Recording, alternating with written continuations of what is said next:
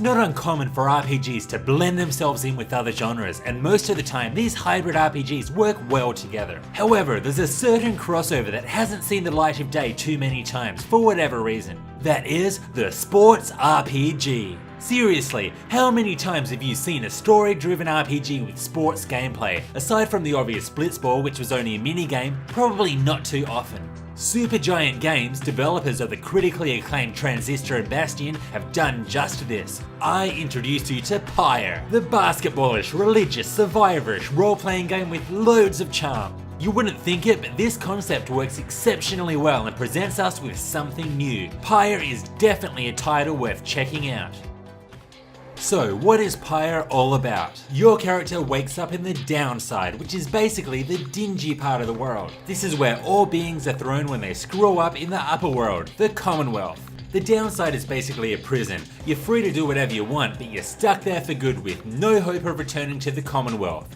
Ever. And when I say ever, I don't really mean it. You see, by winning a series of rights, which is a 3-on-3 sports game, you have the chance to ascend back to the Commonwealth with all of your crimes forgiven. The exile appointed by the Nightwings shall be free, absolved of all misdeeds, return to glory in the Commonwealth. So essentially, you have a load of sports teams competing for a chance to earn their freedom back. So, who are you? You are a male, female, or gender-neutral reader. So what is a reader, you ask? Someone who can read books, obviously. This is forbidden in the Commonwealth, which is why your ass has been thrown to the downside. Your ability to read has placed you in a team management kind of role. Your character doesn't directly participate in the rights, but instead helps navigate the team, the Nightwings, around the downside, traveling from right to right. But there's more to the plot than simply winning games and liberating your team of exiles. You need to carry out the plan. The plan being to overthrow the Commonwealth. This is where a very interesting mechanic comes into play. If you win a liberation right, you can choose a teammate to ascend to the Commonwealth and help carry out the plan. With each team member you send up there, the chance of the plan succeeding will increase. The only problem? If you win and send someone up, they'll no longer be able to participate in future rights, nor will you be able to communicate with them again.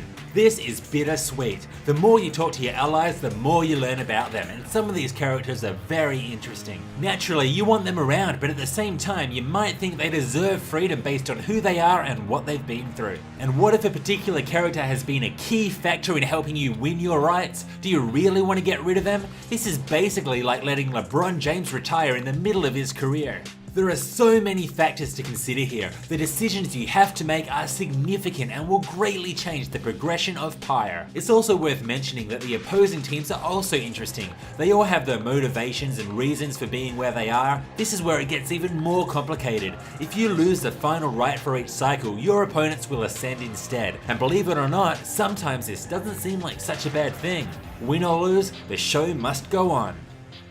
Remember when I described the Commonwealth as the dingy part of the world? To be honest, that couldn't be further from the truth. As you can see, wowee! So much detail, so much beauty. The music is also top quality and really sets the mood, from the slow, calming travel music to the vocal tracks played by your resident bard. The bulk of the story progresses through text, but I can't help but feel that the connection with the characters would have been enhanced with voice acting, but you can't have it all. So what are these rights all about? Each 3 vs 3 match requires your team to sink the orb into the enemy's pyre. After a certain amount of goals, the pyre will be extinguished and the match will be over. You can only move one character at a time, which at first may seem strange, but after a while you'll see the genius in this system in allowing for loads of strategy. Every single right had me on the edge of my seat, planning plays in my head, switching from offense to defense, trying to work out a way to get the orb into the pyre. You have to think quick or your opponents will run right over you. Each character is significantly different in the way that they play the game, and this really allows the Pyre gameplay to shine. Add this to ability enhancing accessories and individual skill trees and you have yourself a load of viable options. These rights are awesome and I couldn't wait to rock up to my next match and kick ass once again. The only major issue I had with Pyre is the lag. There were often times mid-battle where I completely lost track of things due to the heavy lag. This often resulted in the other team scoring when they really shouldn't have. For a game with such amazing gameplay, so reliant on smooth animations, this was very frustrating. My fingers are crossed that this will be addressed in a future patch.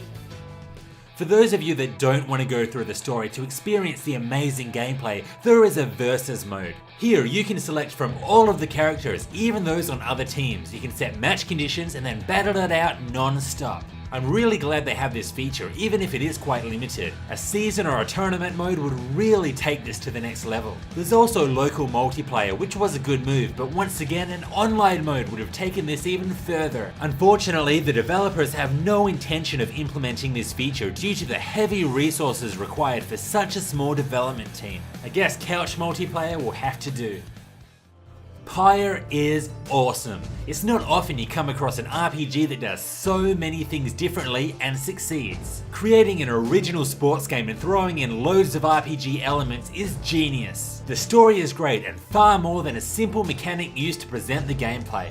The characters you meet have been very well crafted, which makes the choices you are forced to make more and more difficult as the narrative progresses. But Pyre wouldn't be the success it is if it wasn't for the excellent gameplay. The quick thinking required and the strategy involved ensures that these rights never get old. If only there wasn't the lag. While most of the matches played out perfectly, some were almost unplayable due to the heavy lag. This was Pyre's biggest issue. But don't let that stop you from playing this awesome sports RPG. Ladies and gentlemen, Supergiant Games have done it again. Pyre lives up to the high standard of Transistor and Bastion. Go check it out now. This was Hellfire RPGs. Thanks for watching. What did you think of Pyre? Let me know in the comments. If you liked this review, hit like and subscribe for more RPG content. Also, check out my Facebook page. See you next time.